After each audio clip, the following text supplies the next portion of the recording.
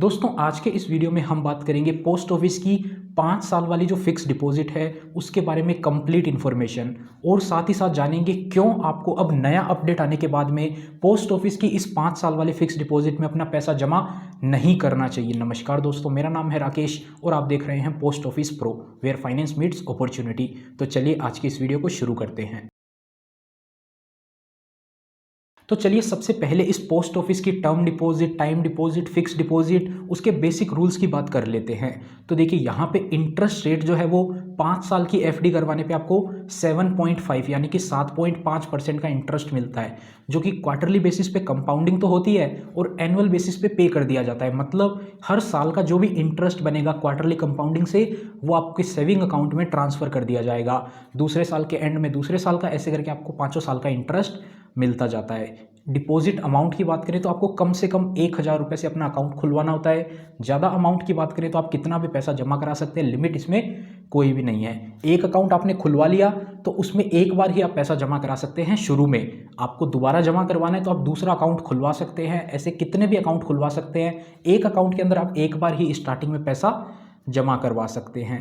उसके बाद में बात करें कौन कौन अकाउंट खुलवा सकता है, तो कोई भी इंडियन पर्सन अकाउंट खुलवा सकता है। माइनर हो, 10 से कम उम्र है, 10 से ज़्यादा उम्र है, 18 से कम, 18 से ज़्यादा, सभी लोग इसमें अकाउंट खुलवा सकते हैं। एज लिमिट ऐसी कोई भी नहीं है। और उसके बाद में अकाउंट एक्सटेंशन की बात करें तो यहाँ पर आपने 5 साल के लिए एफडी ओपन करवाई तो आप उसको 5 साल के लिए फिर से एक्सटेंड भी करवा सकते हैं। जैसे कि बैंक फिक्स डिपॉजिट के अंदर आपको रिन्यूअल का ऑप्शन मिलता है, वैसे ही यहाँ पे आपको एक्सटेंशन का ऑप्शन मिलता है। यानी कि आपने 5 साल की एफडी करवाई, आप स्टार्टिंग में अकाउंट ओपन करते टाइम ही उसमें भर के दे सकते हैं फॉर्म में कि आपको 5 साल के लिए इसको फिर से एक्सटेंड करवाना है, तो आपका अकाउंट जो है वो 10 साल के लिए हो जाएगा। आप चाहते हैं नहीं भरना चाहते, बीच में आपको कभी भरवाना है, यानी कि बीच में आपको कभी भी एक्सटेंड करवाना है तो आप बीच में भी करवा सकते हैं। जैसे कि बैंक के अंदर आपको रिन्यूअल का ऑप्शन मिलता है, यहाँ पे आपको एक्सटेंशन का भी ऑप्शन मिल जाता है। अब बात करते हैं प्री मैच्योर क्लोजर की, यानी कि समय से पहले आपको पैसे की जरूरत आ गई। 5 साल के लिए आपने अकाउंट खुलवाया लेकिन उससे पहले आपको इमरजेंसी आ गई, कुछ भी कंडीशन हो सकती है, आपको पैसा चाहिए, तो क्या उस कंडीशन में आप अकाउंट को बंद करवा सकते हैं? आइए जानते हैं। तो देखिए इसमें अभी एक रूल में बहुत बड़ा बदलाव किया गया है। आज से पहले तक, यानी कि 10 नवंबर से पहले तक आपने अकाउंट खुलवा लिया, 10 नवंबर 2023 से पहले पहले, तो उस कंडीशन में तो आप उस अकाउंट को आराम से बंद करवा सकते थे। लेकिन अब रूल में बदलाव हो गया है, अब आप इतने आसानी से अकाउंट को बंद नहीं करवा सकते हैं। आइए जानते हैं क्या था पुराना रूल और क्या है नया रूल। तो देखिए आप पहले जो अकाउंट खुलवाते थे उसको आप 6 महीने तक तो बंद नहीं करवा सकते। अकाउंट खुलवाया, स्टार्टिंग के 6 महीने में तो आप पोस्ट ऑफिस की एफडी को बंद किसी को भी नहीं करवा सकते, चाहे 1-2 साल वाली हो, 3 साल वाली हो या फिर 5 साल वाली हो। अभी हम केवल 5 साल वाले की बात कर रहे हैं। तो 6 महीने के बाद से आप अकाउंट को बंद करवा सकते थे। यानी कि आपने 5 साल का अकाउंट खुलवाया, 6 महीना पूरा हो गया, 7वें, 8वें, 9वें, 10वें, 11वें, 12वें महीने तक आपको अकाउंट बंद करवाना है, आप करवा सकते थे। आपको क्या होता था, जो आपको इंटरेस्ट बताया गया, जैसा कि बताया 7.5% अभी है, तो आपको 7.5% का इंटरेस्ट ना मिल करके पोस्ट ऑफिस का सेविंग अकाउंट 4% का इंटरेस्ट मिल जाता था। यानी कि आपको ज़्यादा नुकसान नहीं होता था। 1 साल के अंदर भी आप अकाउंट बंद करवाते हैं तो आपने जितना पैसा दिया था वो आपको मिलता था, उसके ऊपर आपको सेविंग अकाउंट का इंटरेस्ट भी मिलता था। क्योंकि आपने जल्दी पैसा निकाल लिया तो आपको पोस्ट ऑफिस का वो एफडी वाला इंटरेस्ट तो नहीं मिलेगा। उसके बाद में अगर आप 12 महीने के बाद में, यानी कि 1 साल पूरा होने के बाद में अकाउंट बंद करवाते हैं तो आपको इंटरेस्ट में 2% का नुकसान हो जाता था। मतलब कि आपको 7.5% इंटरेस्ट बताया तो आपको 5.5% का इंटरेस्ट मिलता था, 2% वहाँ से काट लिया जाता था। इसमें भी कोई बड़ा नुकसान नहीं है, इमरजेंसी आ जाती है, पैसा आप निकाल सकते थे। और उसके बाद में अगर आप 4 साल अकाउंट को रख लेते हैं, उसके बाद में आप पैसे को निकालते हैं तो आपको 3 साल वाली जो फिक्स डिपॉजिट होती है पोस्ट ऑफिस की, उसका इंटरेस्ट रेट मिलता था।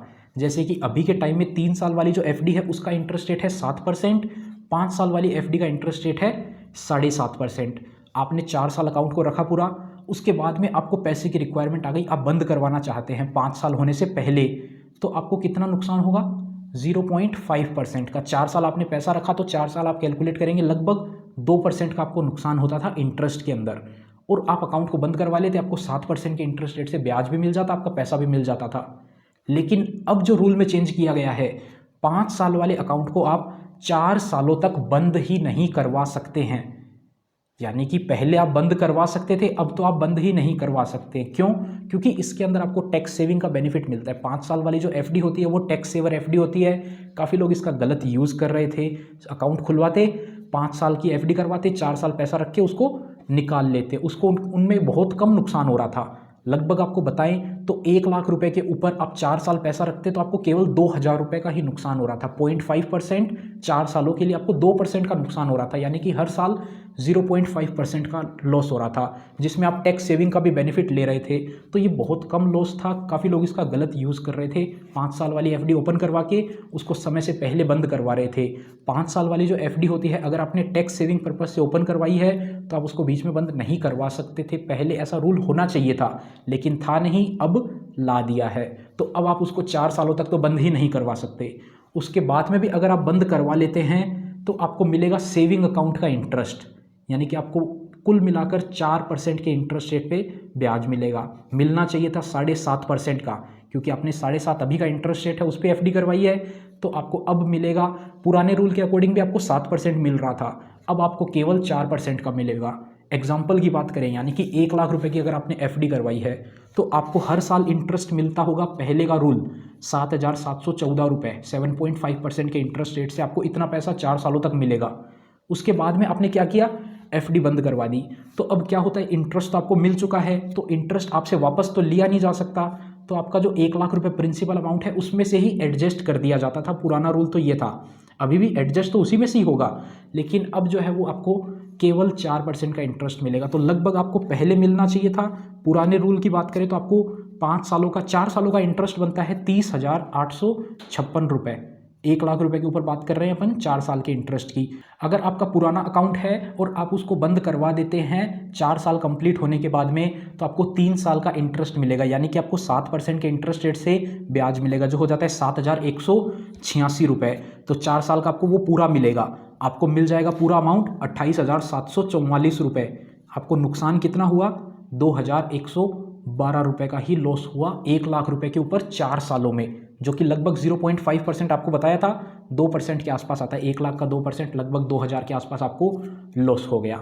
और अब अगर आप बंद करवा लेते हैं ना इस अकाउंट को 4 साल कंप्लीट होने के बाद में, तो आपको 4% का इंटरेस्ट रेट सेविंग अकाउंट का, यानी कि सिंपल इंटरेस्ट मिलेगा आपको। सिंपल इंटरेस्ट आप कैलकुलेट करेंगे तो 16,000 रुपये होता है। 30,000 की जगह अब आपको मिलेंगे 16,000, 14,000 का नुकसान।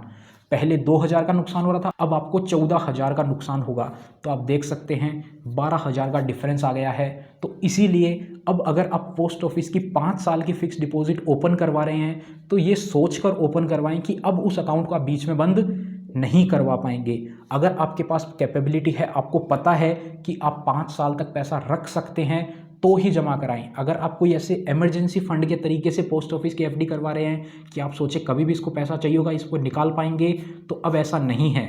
और अगर आप निकाल भी पा रहे हैं 4 साल के बाद, तो आपको बहुत ज़्यादा नुकसान हो रहा है। तो वो ही पैसा आप जमा कराएं जिसको आपको लगता है कि आप इसको बंद नहीं करवाना चाहते। अपना इमरजेंसी फंड आप बनाना चाहते हैं, जो भी है वो आप बैंक में बनाएं या फिर पोस्ट ऑफिस की किसी दूसरी स्कीम में बनाएं, जहां पर आप उसको ईजिली निकाल पाएँ। ये रूल केवल चेंज हुआ है पोस्ट ऑफिस की 5 साल वाली फिक्स डिपॉजिट के लिए। 1, 2 और 3 साल वाली फिक्स डिपॉजिट के रूल में कोई भी बदलाव नहीं हुआ है, वो पुराना रूल एज इट इज़ चलेगा।